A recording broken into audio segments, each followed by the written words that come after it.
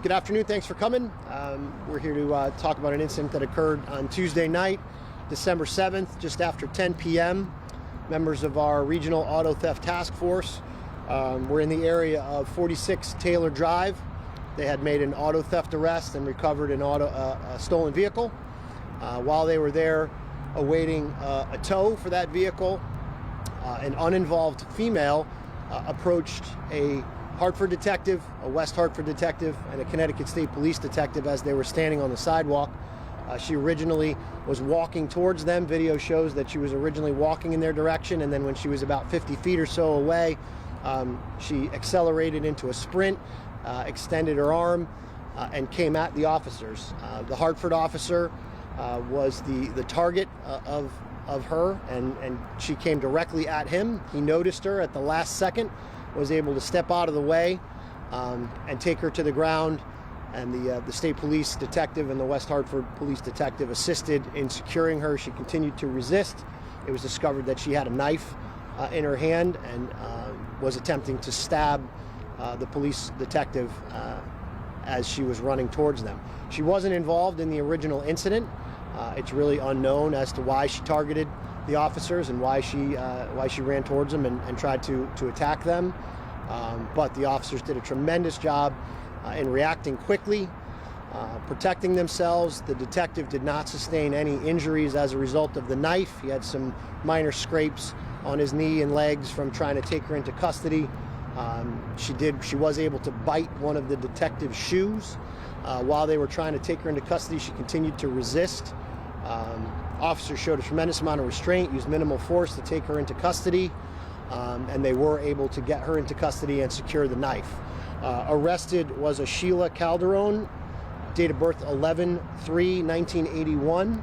She was arrested for criminal attempt at murder, criminal attempt at assault first, and criminal attempt at assault on police.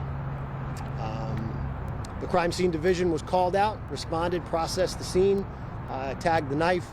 Our major crimes division came out and assumed the investigation because of the severity of the charges and the severity of the attack. And as was said, we were able to get video that showed the entire situation unfold. As I said in my statement, this is our second unprovoked attack on, in one case, a police officer that was trying to assist someone, and in this case, a police detective that had no interaction with this individual whatsoever.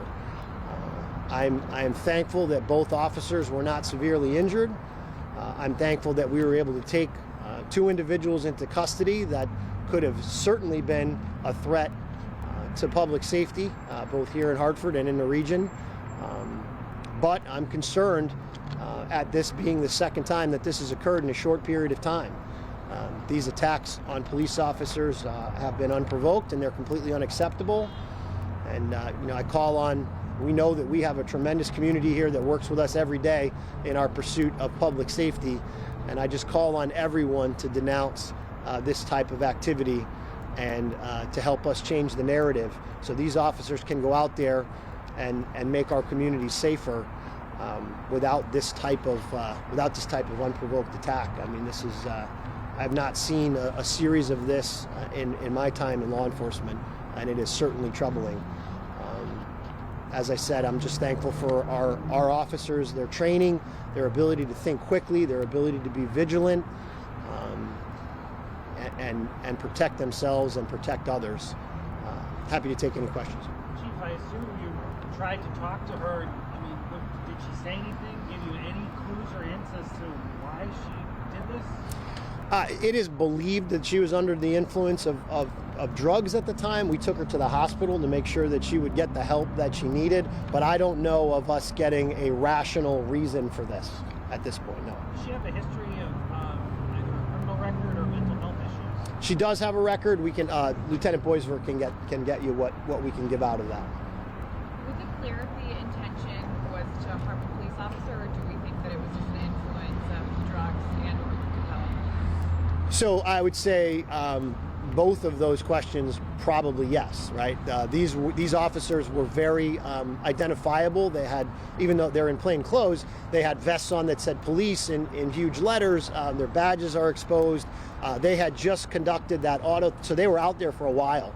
The arrest had been made, and the individual that was arrested for the stolen car had already been taken from the scene and was on his way to booking to be processed. These detectives were merely waiting for a tow truck to come to tow the vehicle. So, police cars were out there. There's no question that they were identified as police officers, in my opinion. As far as a mental health motive or a drug motive, you almost hope that that's the case, that's the reason. But that aside, this clearly was something that she had thought about and took it out on police officers, and that just can't continue. These folks are out there. Auto theft is one of our biggest issues right now, and this regional task force is doing such a great job of making arrests and recovering these stolen cars for the victims that get their cars stolen. And then this. So I don't have the full answer. I think only she could probably answer that. But my hope is that it had at least something to do with narcotics and or mental health issues. What makes you say what you just said about how she was thinking about this prior to? That would suggest some sort of premeditation. I don't think that there's any question that there's some degree of premeditation here. She targeted police officers that were readily identifiable as police officers. She saw them out there. She had to leave her home to go out there and attack this detective. I don't know how you do that without it being premeditated, without you thinking about, hey, this is what I'm going to go do. Granted, could be clouded by a mental health issue, could be clouded by drug use, but something has to trigger you to target a police officer. And in my opinion, that's premeditated. Was there a search warrant or anything executed where she lives, and did you find anything? I believe they did. I can get back to you on that, but I don't have that in front of me right now. But no drug paraphernalia found on her or anything like that? Not on her, no. Did she live in the neighborhood? She lives close by, yes. Name of the officer? Do you know that? We're not, just like the last time. We're gonna, this is a traumatic experience for not only the detective that was involved that was attacked, but the two detectives that were there, and we're going to make sure that they're in a good place before we release names. I would imagine. I mean, this sounds like it was a matter of milliseconds and inches. Right? If you look at, have you seen the video? I mean, if you look at the video, I am literally awestruck in how fast that detective reacted to avoid even being, as he has, there's no evidence that blade touched him. And that was only because literally had his head on a swivel and was able to act, I would say, in less than a second. Milliseconds is probably accurate, to thwart this attack and do so. I mean, this is somebody charging at you with a knife. This is the kind of thing that we read about as a deadly force encounter with police. This detective and the two with him were able to take her into custody with minimal force and showed an incredible amount of restraint.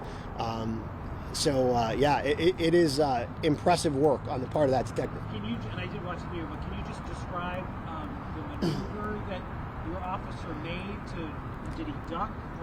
It appears in the video that he steps back just slightly and then, guides her past him and to the ground.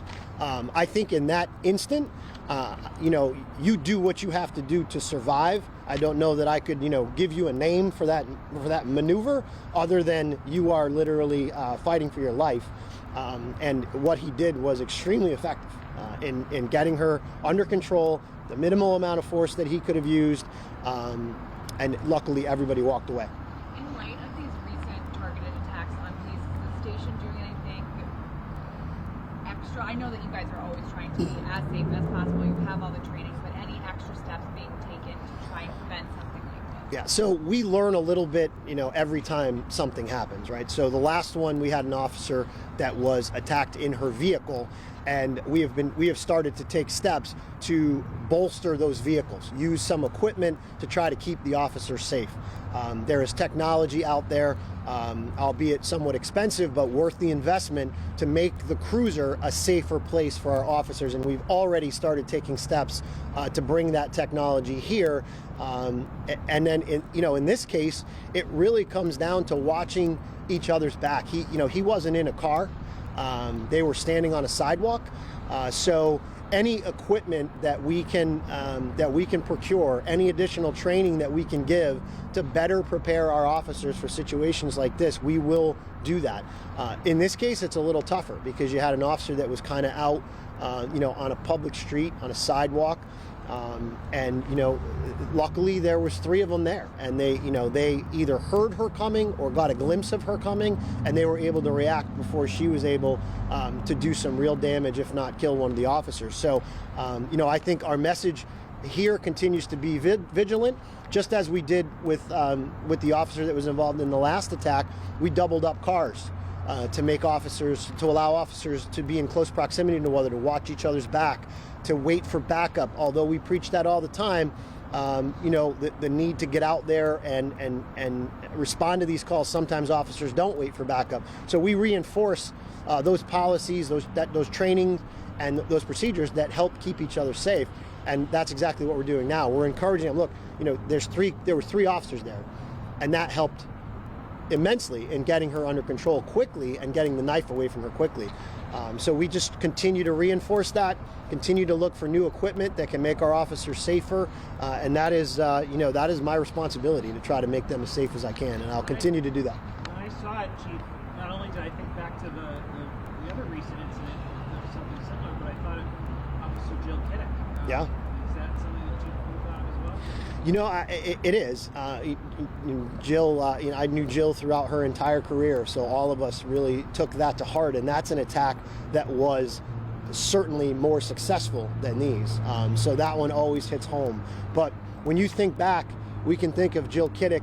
I can maybe think back, 10 or 15 years to a situation where a couple of our unmarked officers were attacked in a vehicle, but maybe 2 in my career, and I've been here for 26 years. Now we're talking about 2 within a couple of months.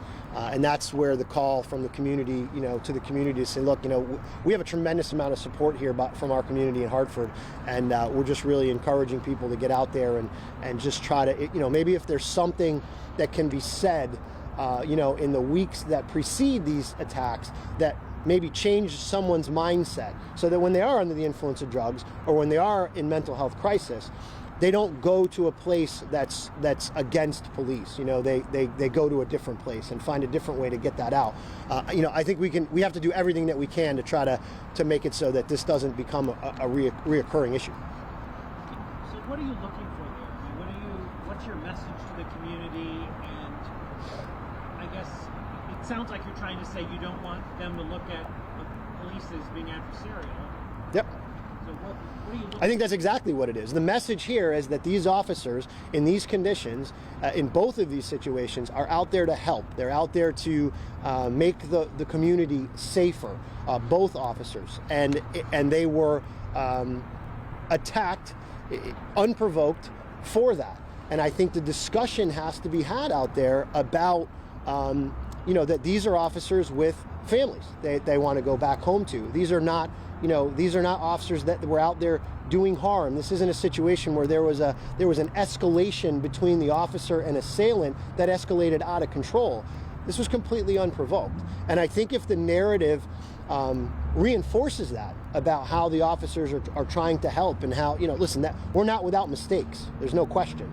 But I think the narrative has to change and become more, supportive generally about the police. And I think that narrative could change somebody who's not having their best day, who might not be thinking clearly.